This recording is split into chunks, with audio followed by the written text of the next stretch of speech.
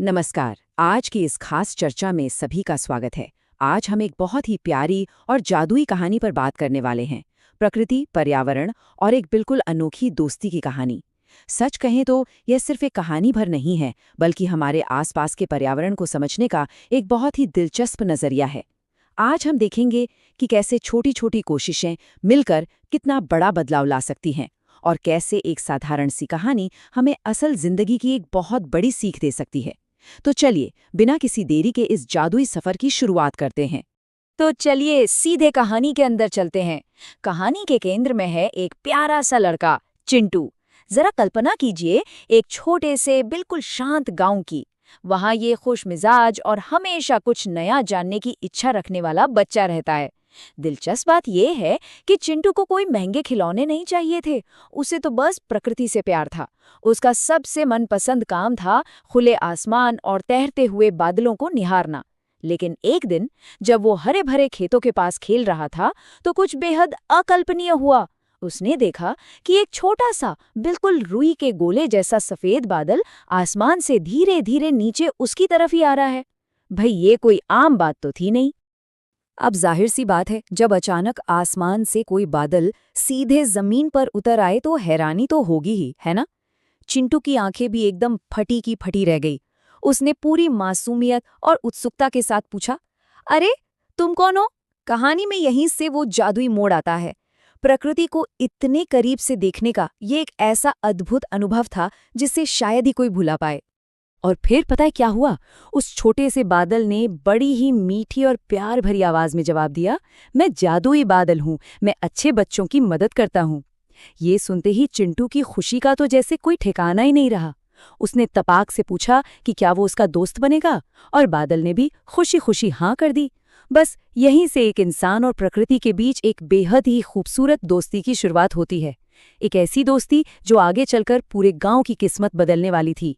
इसके बाद तो जैसे रोज का खेल बन गया। दोनों ने साथ मिलकर बहुत मजे किए। जरा सोचिए, वो जादुई बादल रोज चिंटू के साथ खेलने आता, और वो क्या करता? आसमान में तरह तरह की मजेदार आकृतियां बनाता।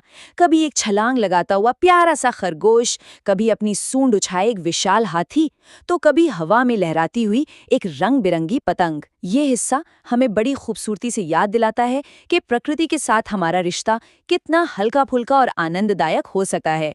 सब कुछ बिल्कुल जादुई और सुरक्षित लग रहा था। लेकिन जैसा कि हम सब जानते हैं, वक्त हमेशा एक सा नहीं रहता। अचानक कहानी में एक बहुत ही गंभीर मोड़ आता है। गांव में भयंकर गर्मी पड़नी शुरू हो गई। सूरज की ऐसी तपिश कि हरे भरे पेड़ पौधे सूखने लगे। उनका जीवन जैसे खत्म होने लगा। और तो और, गांव का वो तालाब जहां बच्चे कभी खेलते थे, उसका पानी भी तेजी से कम होने लगा। पूरे गांव में चिंता की लहर दौड़ गई। ध्यान देने वाली बात यह है कि ये सिर्फ कहानी का हिस्सा नहीं है, बल्कि ये आज के समय में जलवायु परिवर्तन और सूखे की उस गंभीर सच्चाई को भी दर्शाता है, जिसका सामना कई समुदाय कर रहे हैं। अपने आसपास सब कुछ ऐसे सूखते हुए देखना किसी के लिए भी आसान नहीं होता। चिंटू भी बहुत ज्यादा उदास हो गया। वो अपने पर्यावरण और अपने गांव वालों को इस तरह संघर्ष करते हुए नहीं देख पा रहा था। उसने अपने उसी दोस्त, उस जादुई बादल की ओर देखा और एक गहरी निराशा के साथ कहा, काश बारिश हो जाती। इस एक छोटे से वाक्य में चिंटू की पूरी चिंता और एक चमत्कार की उम्मीद साफ छलक रही थी। वो बस एक ऐसा समाधान चाहता था जो उसके गांव की इस तकलीफ को खत्म कर सके। अब यहाँ सबसे दिलचस्प बात आती है। जादुई बादल ने कोई जादू की छड़ी नहीं घुमाई और सीधा कोई चमत्कार नहीं कर दिया। इसके बजाय उसने एक व्यवहारिक शर्त रखी। बादल ने कहा कि अगर सब मिलकर पेड़ लगाएंगे और पानी बचाएंगे, तभी वो बारिश लाएगा। ये कदम सच में बहुत ही महत्वपूर्ण है। ये सिर्फ किसी की जादुई इच्छा पूरी करने के बारे में नहीं है, बल्कि ये एक सामूहिक जिम्मेदारी की बात है। बादल चाहता था कि इंसान भी पर्यावरण के प्रति अपना फर्ज पूरी ईमानदारी से निभाएं। और ये समाधान देखते देखते एक सामूहिक प्रयास में बदल गया। चिंटू ने एक पल भी बर्बाद नहीं किया। उसने तुरंत पूरे गांव के बच्चों को इकट्ठा कर लिया। उन सब ने मिलकर सूखी जमीन पर नए पेड़ लगाए और सबसे जरूरी काम किया, पानी की बर्बादी को पूरी तरह से रोक दिया। ये एक बहुत ही शानदार उदाहरण है कि कैसे युवा पीढ़ी आगे आकर नेतृत्व कर सकती है और पर्यावरण को बचाने के लिए जमीनी स्तर पर कितना बड़ा बदलाव ला सकती है।